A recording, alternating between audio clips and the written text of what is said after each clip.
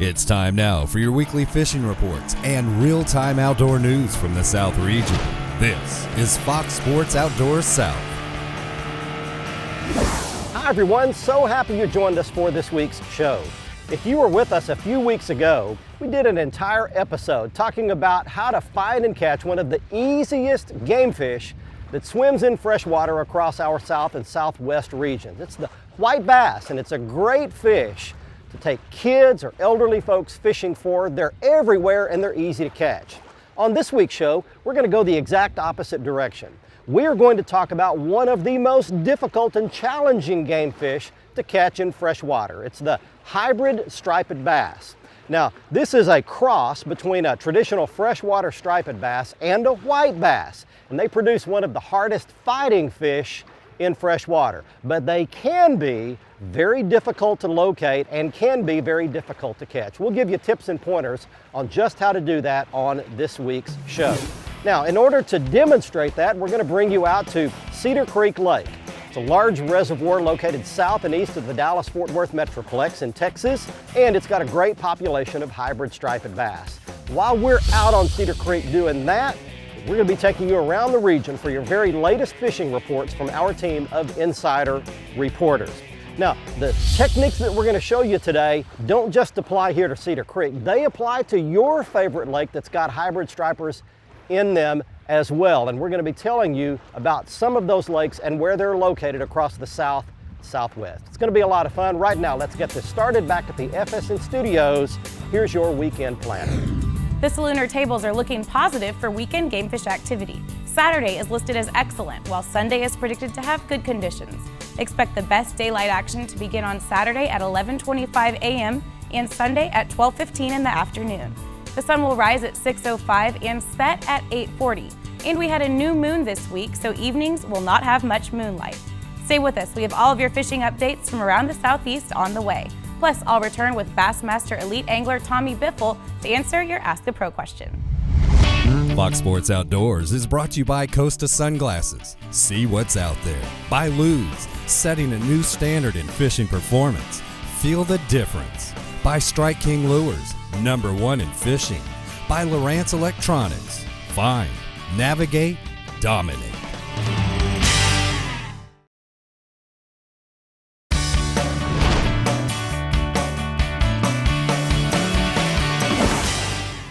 Got him, just like that. All right, this is out in a spot where it should be a hybrid. All right, well, welcome back everybody. Fox Sports Outdoors today. Talking about how to catch one of the wiliest species of freshwater fish, the hybrid striped bass. Yeah, all right. That's a good way to get it started right there. That, my friends, is a hybrid striped bass. You can tell them, of course, by the size. You can tell them by the broken lines down their sides. Stripers will have straight lines down their sides. Small mouth, little patches of teeth on the tongue. That's the way you tell a hybrid striper. Well, we're not keeping them today, so we'll let that fish go back. Thanks for the fight.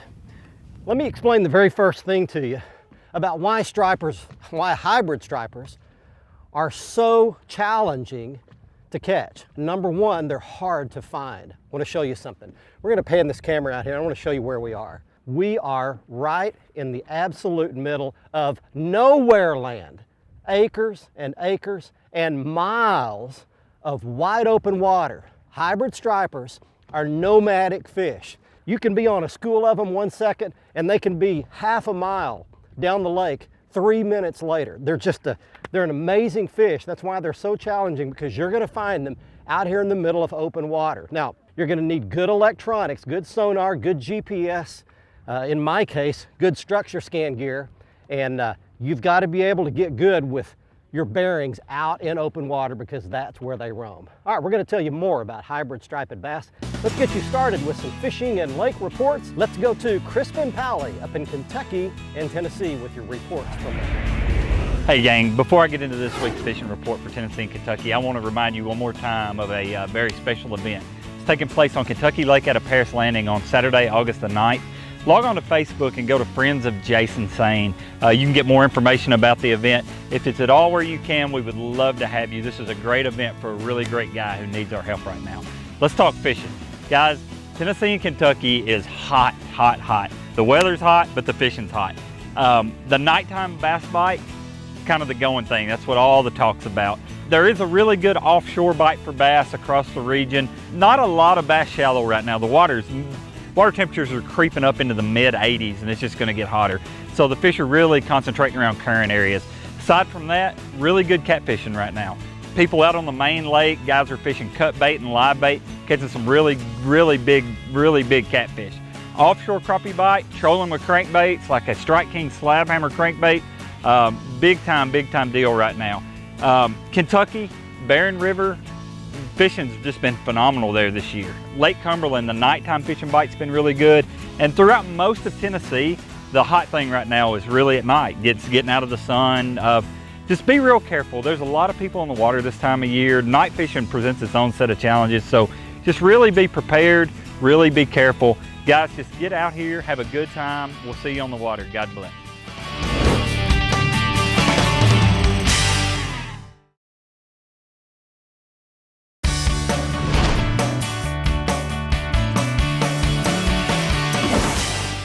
There's one. Whoa, that's a freight train. That feels like a small hybrid. Not as big as the first one we caught, but that one's actually a little fatter. That big boy. Welcome back, everybody. We're out talking about how to find and catch hybrid stripers. There, got him loose. There we go. Classic hybrid right there. Just a good chunky, stocky fish right there. Boy, they will fight. You saw how that thing cut up on top. Away he goes. One of the keys you need to find is something that comes up off the bottom. Hybrid stripers are suckers for underwater humps, ridges, islands, and points. Those are the classic spots where you're going to catch these hybrids. In fact, I marked a waypoint on the spot where we caught that first hybrid a few minutes ago, really good quality hybrid. I want to show you what that looks like on a chart. Why do you want to look for these spots? They use those. They're out chasing bait in open water. It's hard to catch that bait just swimming around here and there trying to catch a shad. But if they can herd the shad up against something, the hybrid has the advantage. So they'll use the slope of those humps and ridges to push the shad up against and then work them up the side of it, and that's how they feed. They're always feeding up the sides of slopes of these humps and ridges. Those are the places you want to look in your local lake to find hybrid stripers. Coming up in just a second, I'm going to tell you a few of the lakes across the south and southwest regions that are really good hybrid lakes. Right now though, let's get you to some more fishing reports from your local area. Let's go to North Carolina and South Carolina with Inglis Clark. Hey folks, Captain E here with your Carolinas Report. This week brought to you by Marshall's Marine, located in Lake City and Georgetown, South Carolina. For all your nitro and bass tracker needs, visit www.marshallsmarine.com. And I'll tell you what, the inshore bite along the Carolinas is turning on, and you can get out and target redfish, speckled trout, and flounder right now, and know that you're going to have a great chance. As the water temperatures start to warm up, get ready for those redfish to get into those oyster haunts. And over the summer, make sure you get some mullet as you go out and target them. On the nearshore reef right now, the spadefish continue to be really good with the jelly balls blowing right up on the beach right now. They're easy to grab. Get out and have a great day with the family. The flounder that are on the reefs right now are some of the biggest of the year too, so make sure you go out armed with some big menhaden to catch some of those big doormats this time of the year.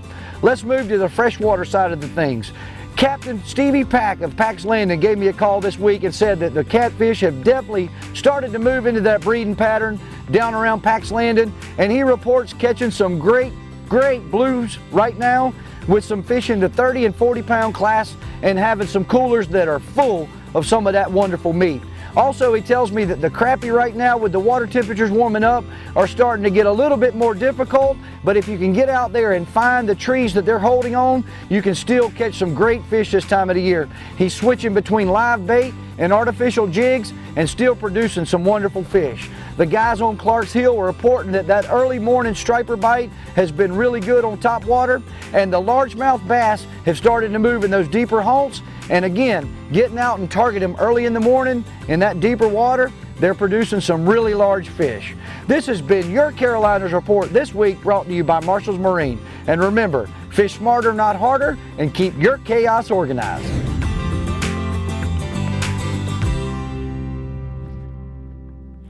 There's one hit my Strike King crankbait. And that is probably going to be a white bass. First one of those we've caught. I think it's either a small hybrid or a good sized white. It's a white, just like I thought. When you're catching white bass, you've always got a chance to catch a hybrid. Why? Because they're feeding on the exact same thing. They're all feeding on these threadfin shad that are just about the size of that Strike King 6XD crankbait. I'll give you a little better look at some of them at the end. And I want to talk to you about a horizontal presentation. You don't want to be jigging for these fish. I'll explain why coming up in just a couple of minutes. Fox Sports Outdoors is brought to you by Exide AGM Marine Batteries. Starts like new, stays like new longer. By Gene LaRue and Bobby Garland Lures. With our baits, a good day of fishing is in the bag. By Motor Guide, trolling motors engineered for anglers. And by Nitro Performance Fishing Boats. Welcome to the big leagues.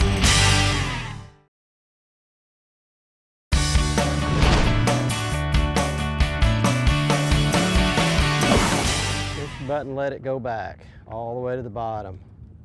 Take up the slack. He's got it just like that. Hey everybody, we're on Fox Sports Outdoors today, showing you how to catch hybrid striped bass. Boy, look at him fight. They are some big time fighters, boy. You have to be really careful with these fish, boy. They will hurt you. I'm telling you, they'll get a hook in your hand. There we go. And that's one more good hybrid for you. And that gets us to our next major point about hybrid stripers. Now, if you've watched our show at all over the last few years, then you already know what I'm about to tell you. Let's let this fish go back. Hybrid stripers will always feed on a horizontal presentation. So you want to be casting and pulling a bait back in. You want to make long casts with several different baits. I'll show them to you at the end of the show. And you want to crank them across the fish. Why is that? White bass will hug the bottom. In fact, a lot of times they'll be so tight to the bottom you can't even see them on your sonar. Hybrid stripers typically won't do that. They're up, chasing bait, suspended somewhere between the floor of the lake and the surface. So that's why you want to be pulling either a swim bait, a spoon, that big Strike King 6XD crankbait, diving down 12, 14 feet deep, something that you can pull down through the fish, suspended between the top and the bottom. Don't bump the bottom if you want to catch a hybrid striper. Not a vertical presentation, a horizontal one. That's a big, big key all across the country. It's a characteristic of these fish. Hey, let's get you some more fishing reports. If you live in Mississippi, Alabama, or Georgia, here's your freshwater fishing report with Jimmy Jacobs, followed by Bob McNally with your saltwater report. Welcome to the Freshwater Fishing Report for Alabama, Georgia, and Mississippi. This week's coverage is sponsored by Albany, Georgia's Flint River Aquarium. The River Aquarium is an interactive journey through the underwater wonders of the Flint River. Peer into a blue hole with 120 species of fish, alligators, and turtles.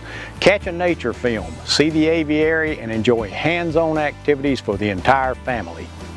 The white bass spawn is over in Mississippi, and a lot of anglers simply forget about these fish now. And in the process, they miss some great late June action. Lake Ferguson is an oxbow off the Mississippi River near Greenville. It's in the Magnolia State's Delta region. White bass are chasing schools of shad all over this lake right now. Most of the white bass will run about 2 pounds each, but bigger ones are possible. Locate the schools of shad and toss crankbaits or tail spinners around them. But once you've located the white bass, change over to a jig and grub in pearl color. The level on the Mississippi River gauge at Greenville is near 30 feet right now, so look for the white bass in the upper end of Ferguson Lake. On a good day, you can catch and release 100 fish here. On the Alabama-Georgia border, 30,200-acre Weiss Lake is giving up lots of crappie and largemouths. A lot of anglers give up on the crappie after the spawn, but the fishing can be just as good now as it was in March. Target the brush piles in 12 to 14 feet of water just off the river channel. Now you need to have current moving, but since electricity is generated just about every summer day, that's usually not a problem. Live minnows are going to be the best bait. If the crappie aren't biting, then move into the sloughs, find the weed beds, and run a buzz bait along them. You'll get some explosive strikes from the largemouths. Hi everyone, welcome to Fox Sports Outdoors Coastal Fishing Report. This part of the program is brought to you by Egret Baits, makers of the new Voodoo Shrimp. That Voodoo Shrimp is so realistic, I can't tell there's any difference between it and the shrimp. And the fish can't either. So get a Voodoo Shrimp and put more fish in the boat. Well, summer fishing is red hot. It's hot weather and the fishing's hot too. But you gotta go early because that sunshine will just cook you in the afternoons. Be sure to wear good sunscreen and have sunglasses. Along the coast of Georgia, the tarpon are just starting to really fire up, and they're behind the shrimp boats and around the pogie pods. The king mackerel are also around those same bait schools near the beach, within just a couple of 3 miles of the beach. And there's also some redfish around those pogie pods too, but they're deep. Over in Mississippi, the inshore fishing has been just outstanding. It has been really, really good. My son and a couple of his buddies were fishing around Cat Island, and they caught trout while wade fishing up to 5 pounds. Again, you got to go early. You want to be there right at daylight. That early morning bite is red hot. They'll hit topwater plugs and mirror lure swimming baits like the mirror lure 17MR. The Voodoo Shrimp also has been really good.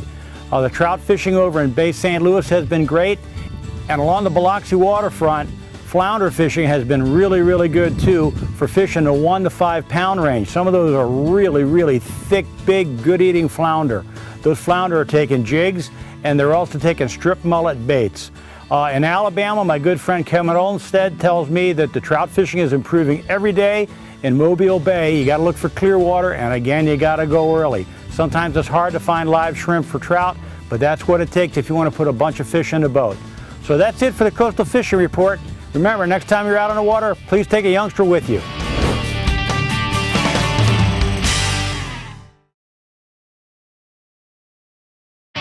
Fox Sports Outdoors is brought to you by Academy Sports and Outdoors. Right stuff, low price, every day. By Mercury Marine, celebrating 75 years of marine excellence. By Stren Fishing Lines, the standard of dependability. And by Tracker Boats. It's more than just a boat, it's a tracker. Welcome back, everyone. It's time now for our Ask the Pro question, your chance for advice from professional anglers. This week, Kelly asks, how do you use the different sizes of biffle bugs? For the answer, we checked with the man who helped design the lure, Bassmaster Elite Angler Tommy Biffle. On the biffle bug now, we have 3 different sizes. And starting out with the junior, I use that more for drop shotting. I like to pull the legs off of it, nose hook it, and it really catches those big smallmouth up north good. A lot of people like to throw it around the house or at home and just catch fish that's pressured. It's a smaller profile bait, so they like it a little bit better in high pressured lakes. The normal size bug is a 4.25. Use it all the time. I catch a lot of fish on it, catch a lot of big fish. It's also excellent up north on the hardhead. And now we have hardheads all the way from 3/16 all the way to 1 ounce. So we have one for about every depth range. And then this year we come out with a big bug, which is a 5-inch big bug. And it's just for big bass. But the only thing, those little ones still bite it. Thanks, Tommy. If you have a question to ask one of the pros, go to our website, follow the Ask the Pro link, and send us your information. Now let's find out which big fish photo wins someone a brand new pair of Costa sunglasses on the Costa Catch of the Week. We have a winner this week in the Costa Catch of the Week contest. He is Jesse Brock of Rydell, Georgia, with an 8-pound largemouth bass he caught at Antioch Lake in Georgia. And if you would like to have a great chance to win, all you have to do is go to our website at foxsportsoutdoors.com. On the right-hand side of the front page, click in the Costa Catch of the Week area. You can see all of the Costa frame and lens styles at their website. You get there by going back to the front page of our website and clicking on the Costa logo. You can see all of their great products, including the frame style that I was wearing on this week's episode called Caballito.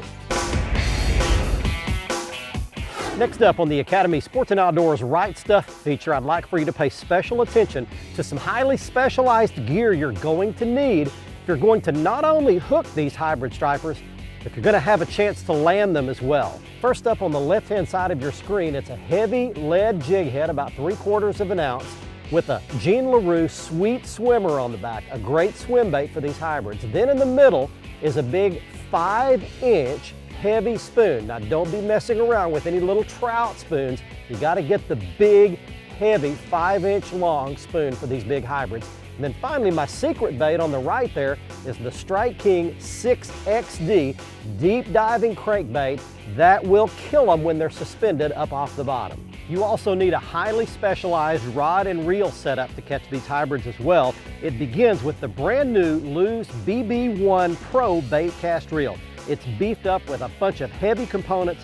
The wide spool holds lots of line. You're gonna need that for these long casts and when these big hybrids make a run, and it will make super long casts, and that's a real advantage in this style of fishing. I've got it on a Lew's American Hero 7.5-foot medium heavy action rod. Again, you need a beefy rod for these hybrids, and by the way, Lew's will make a donation and help some of our wounded warriors go fishing with every rod purchased. Then I've got it spooled up with Stren 20-pound test original line. Nothing less than 20-pound line will do, and the Stren original holds up great in this application. And another piece of gear that's really important is a good landing net.